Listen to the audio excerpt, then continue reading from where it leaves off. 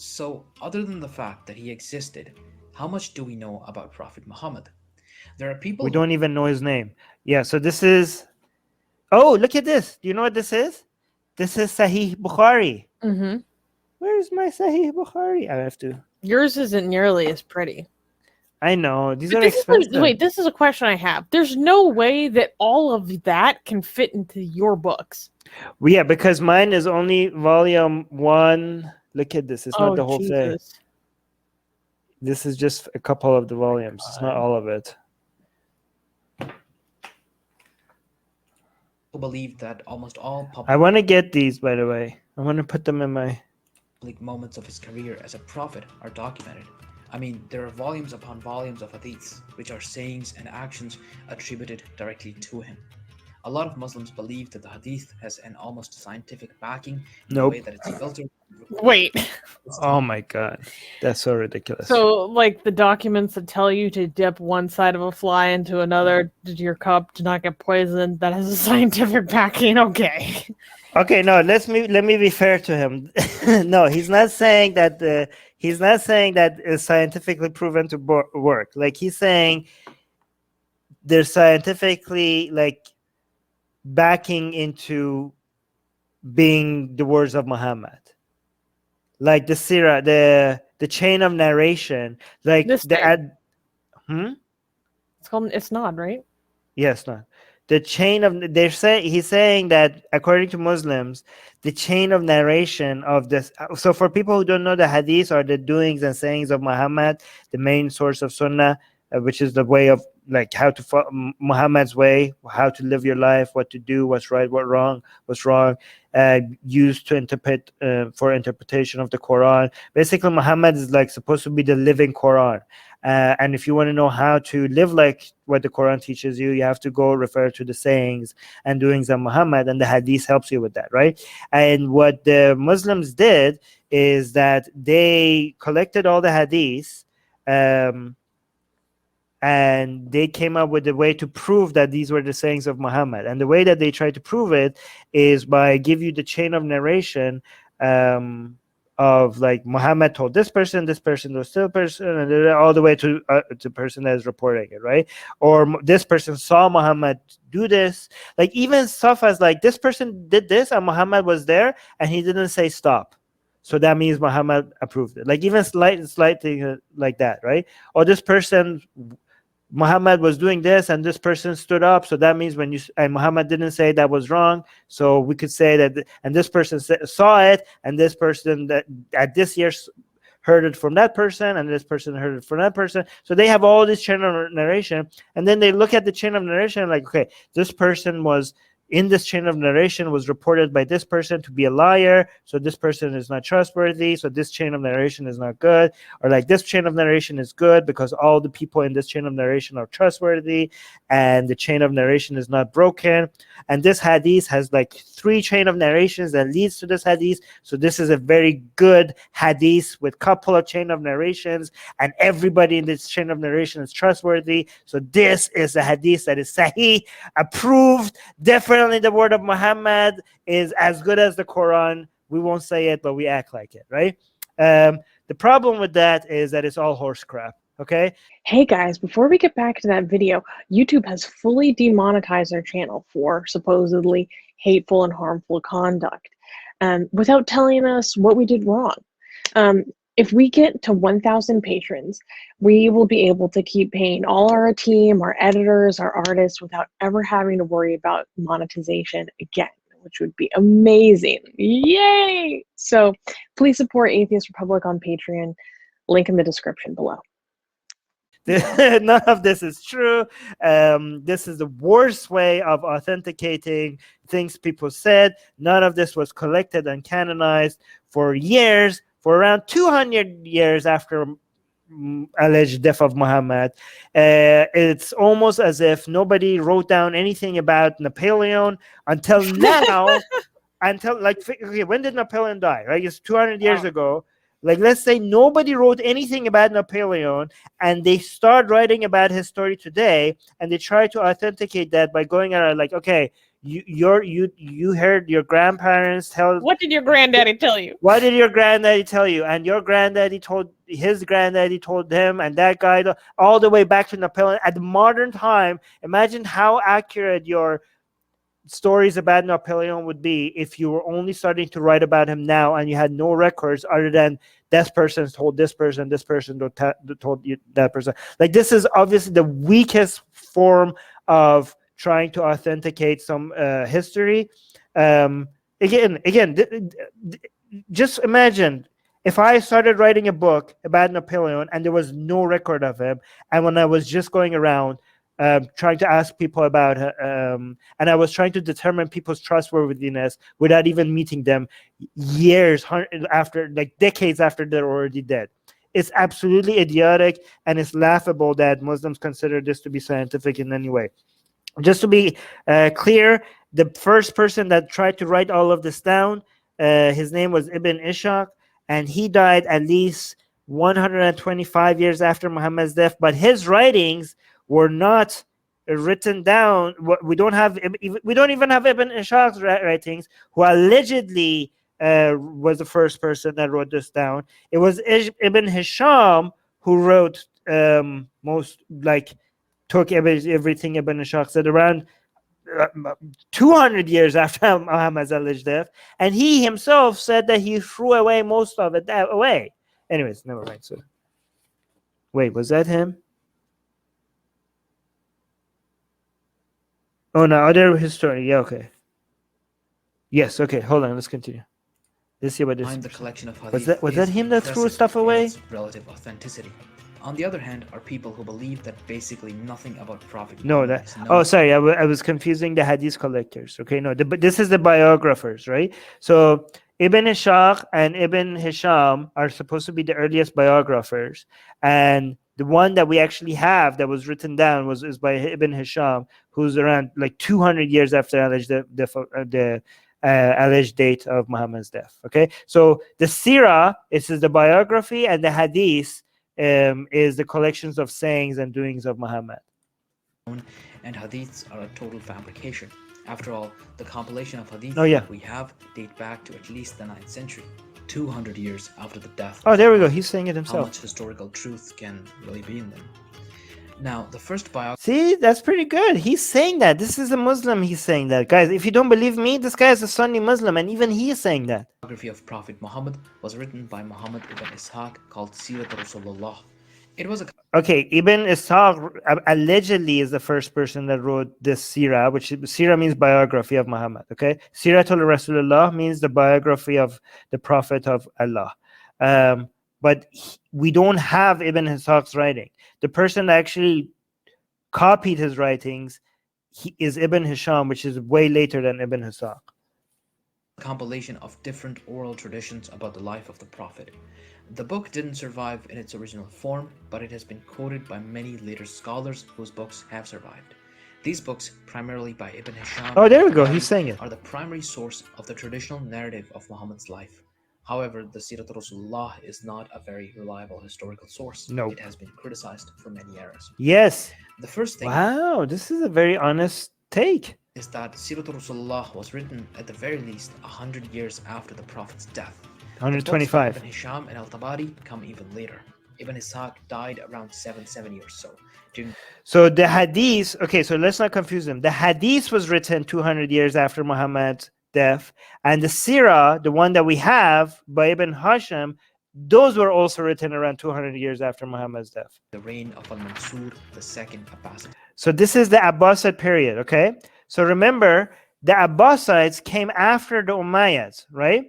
And the Abbasids did the Hadith collection and the Sirah collection. They are the people who canonized Islam. Ibn Ishaq was during the Umayyads period.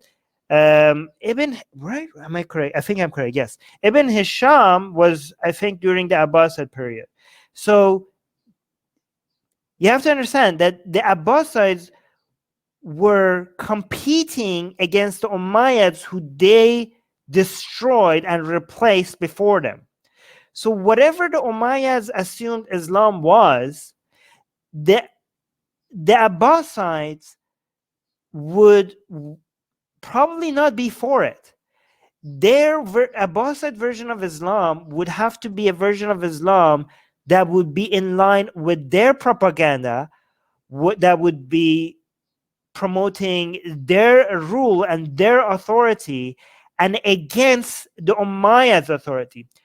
Some of the reasons why a lot of Umayyad caliphs, like early Umayyad caliphs like Muawiyah and Yazid, might look so bad, it might be an Abbasid propaganda against them, right? Like the fact that in the Sirah and the Hadith, Yazid looks really bad, Muawiyah might sometimes look really bad. It might be because everything that was written and collected during the Umayyad dynasty went through an Abbasid filter. Do you know what I mean, Susie? So it's true that the Umayyads might have invented Islam, but it's also true that the Abbasids might have the final say of what is Islam like. Because remember, both the Hadiths... It's through their lens. It's through their lens, because both the Hadiths and the biographies of Muhammad was finalized during Abbasid period, and they had huge motivation on making this an Islam that solidifies their authority and against Umayyad interest. Nothing that was written before the Abbasids survived, and maybe on purpose. Killing. In fact, it's said that the biography. And this is why this is why I told you in the last episode that when these when Iranians who want to pretend like Islam was invented by Iranians because Salman the Persian, blah blah blah, I like. Yeah, whatever. Yeah, sure. Iranians did everything, but they might be right for some other reasons, because Abbasids might be the people who actually finalize what Islam is like, and the Abbasids were a Persian made by Persians, right? And they were brought into power by Persians, and they were very influenced by Persian politics and culture. It was actually commissioned by al-Mansur. Hence, the political background of the book is a bit shady. I mean, think about it.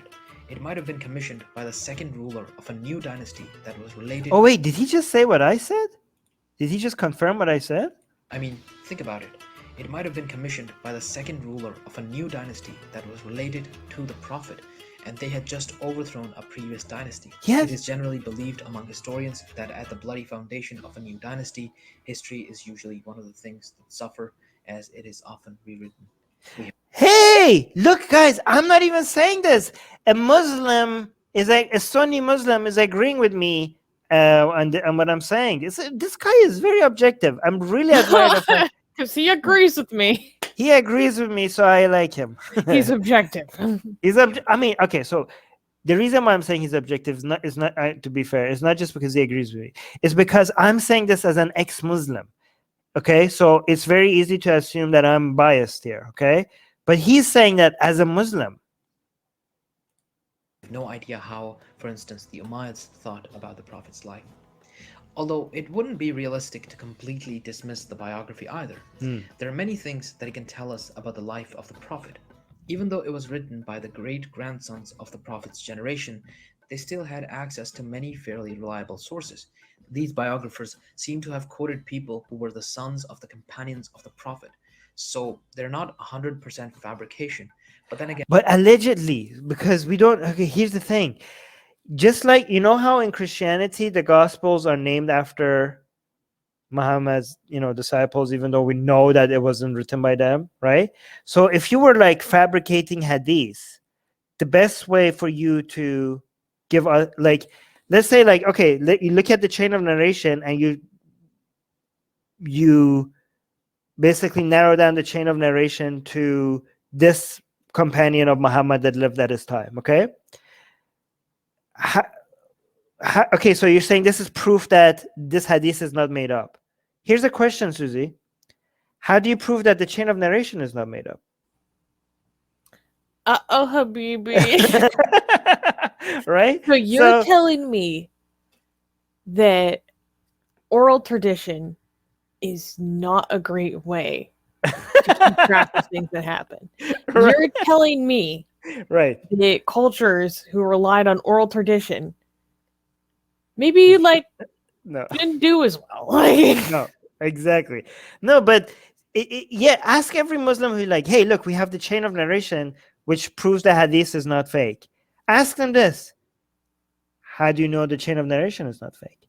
Because if I was a writer during the Abbasid period and I was writing a hadith and I was trying to make my hadith the best to make it give it authenticity, do you think what do you think I would do? I would give it a solid chain of narration. And here's an interesting thing, Susie. Here's a comeback to my point. People say like, no, Armin, if that is true, then why did they have hadith with a weak chain of narration? If they were fabricating hadith, why didn't every hadith have a strong chain of narration? Why would they make hadith that says like, oh no, we can't trust this hadith because it has a weak chain of narration? How would you respond to that?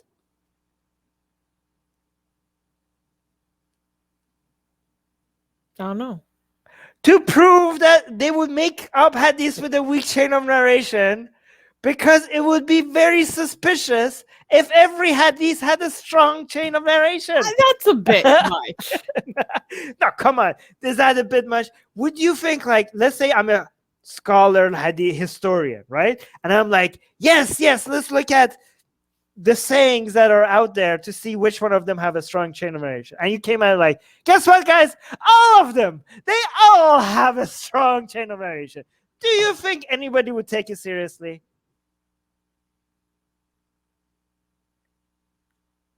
Hey, that's a theory. I'm not saying it's true. But at least I'm giving you the counterpoint. Wouldn't they choose stuff that's more favorable then? No, wait. So they're saying like there's a whole bunch of sayings of Muhammad out there, right? And we are the scholars out there, right? And we wanted to see which one is made up and which one is real. Okay. Obviously, you're not going to go out and say like they're all okay. You have to come up with the method, you know. And in fact, here's another reason. Okay. There are hadiths that your caliph that is commissioning you likes. And there are hadiths that the powers that be don't like. So guess what? Those have a weak chain of narration. What I'm saying is not that this is necessarily true. What I'm saying is that the existence of hadith with a weak chain of narration is not by itself proof that this must be a truly academic of course endeavor. No. Your explanation for the weak hadith is a little. No. Okay. So here's the thing. I'm saying there are other reasons for how. Okay. So let's go by one more. Okay. So I'm saying that the hadith. How do you know you could trust them? Well, Muslims say, well, because they have a strong chain of narration. And I say, well, how do you know the chain of narrations are not made up? And then the Muslims might say, well, they're not made up because if you are just coming up with chain of narration that is supposed to be that you would make up chain of narration that is supposed to make your hadith look authentic, then why would you bother with making up chain of narrations that are weak? You know, like the fact that we have both chain of narrations that are strong and chain of narrations that are weak shows that there's more to it than just saying, hey, look, chain of narration strong, and I'm just pulling the chain of narration out of my behind. And you know, that proves the fact that we have both of them proves that there was more to it than that. And like, not really, because the weak chain of narrations could have other motivations behind them. One motivations could be like to show that yes, we have weak chain of narrations as opposed to strong chain of narrations to give legitimacy to strong chain of narrations. Or the weak chain of narrations, another explanation could be, I'm not saying it is, could be because these are hadiths that you're trying to diss because you don't like. Like there could be like not working for your propaganda, right? So there are sayings like people on the streets, they're telling stories, the character of Muhammad. Guys, when we say they invented Muhammad as we know it today, they didn't invent Muhammad. We're not claiming, okay, the revisionists are not claiming that they invented Muhammad out of thin air, right? Muhammad was for example, imagine like Muhammad was a local, like at first it was referring to this warrior prophet, and it was his title. Eventually it became a local story that people keep referring to. It was Arab folk, whatever tradition going around, not necessarily a canonized mature religion. And then when the rulers decided to canonize this religion, because that's what rulers do, both for the sake of strengthening the authority and for the sake of branding, they have to go and look at these local stories and see which one of them works in their favor, which one of them works in the favor of their enemies or the people that they defeated, and which one of them are useless. And you could attribute stronger chain of narrations to the ones you like, weak chain of narrations to the ones that you don't like. Right? It's easy. No, but that wasn't my question. Okay, let's say that there's this whole motivation for picking certain hadiths and authenticating them or marking them as more sahih or whatever. Why wouldn't they choose stuff that is a lot more favorable towards Muhammad? Because a lot of hadiths that are regarded as the most authentic are not favorable at all. They don't make him look good. In fact, there's some really weird activity in there. Yeah, okay. Weird so some of them are weird according to us, but not weird according to the standard of that time. Okay. Also, some of them that even make him look bad, even based on the standard of the time, have other agendas other than making Muhammad look That's infallible. primarily what I'm referring to. Not stuff that we look back and go, oh, but like stuff that even according to their own standards, their own scripture. Right. Because for example, let's say Muhammad, here's an example, okay? There's a story of Muhammad like forgetting that there was something in the Quran and thanking somebody who remembered it and being like, oh, okay, yes, that was part of the Quran. Make sure that's in, right? There's a story like that, right? And that makes Muhammad... You really... No, I mean, yeah. And that makes Muhammad look really bad. Or like the satanic verses, right? Makes Muhammad can confuse God with the devil, right? Well, those make Muhammad look really bad. The worst part. He committed shirk. Yes, but first of all, this Muhammad as an infallible being is a more modern understanding, okay, of Muhammad in Islamic theology. Modern relatively, okay? Also, the idea of, you have to understand, Muhammad, for example, a lot of the things that Muhammad made a mistake might have been because of the things that the rulers did as a mistake, and they were justifying their own mistake by showing that even Muhammad did that. Do you know what I mean? Like, let's say, for example, there's parts of the Quran that's missing, or that they didn't add originally. Like, let's say the Abbasids were like adding stuff to the hadith, or the Umayyads were adding stuff to the Quran, and people were like, wait a minute, this wasn't there before and now it's in here. How could this be the revelation of God? By having a story of Muhammad having the same problems might have like excused them from them having the problem, like something like that. You know what I mean? Like a lot of, imagine like the prophet of God having a problem with your caliph at the time, and then you have stories that Muhammad had the same issues, which excuses us to have the same issues today. That could be one explanation, right? Or maybe, you saying like, oh my God, this is Satan. Satan, like you say something and then you blame Satan, like you realize that you regretted that. This is a very simplistic version of it, right? So let's say like you said, oh, God said this, and then during your ruling, let's say the Abdul Malik, for example, I'm making up the story, said this God said this, and then 2 years down the line he said like, no, I made a mistake, the Quran, no, the devil made me say it, right?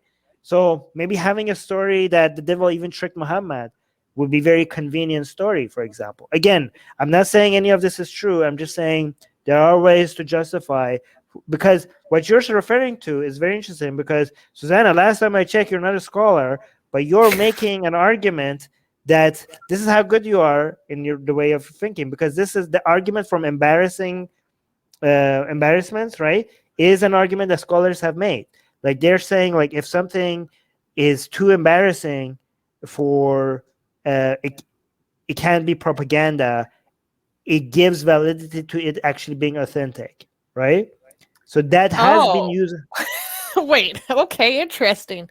Yeah, so that metric has been used to give validity to certain text, both for kings and and leaders and all of that. So what you just did there was something that scholars came up with, and you just came up with that yourself right now on the spot. So that's pretty good.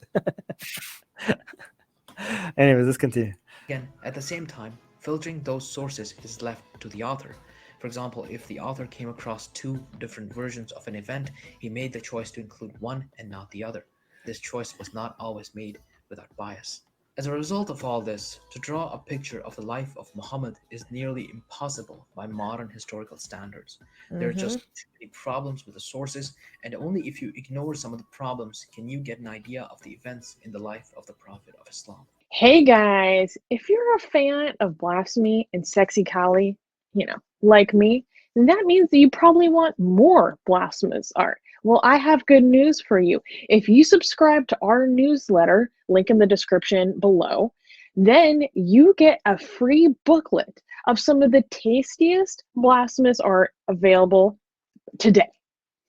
So, if you want some of this delicious blasphemy, and we're so generous that we update it for you guys weekly for free, all you have to do is sign up for our newsletter below. You can also go to blasphemousart.com/ebook. That's blasphemousart.com/ebook.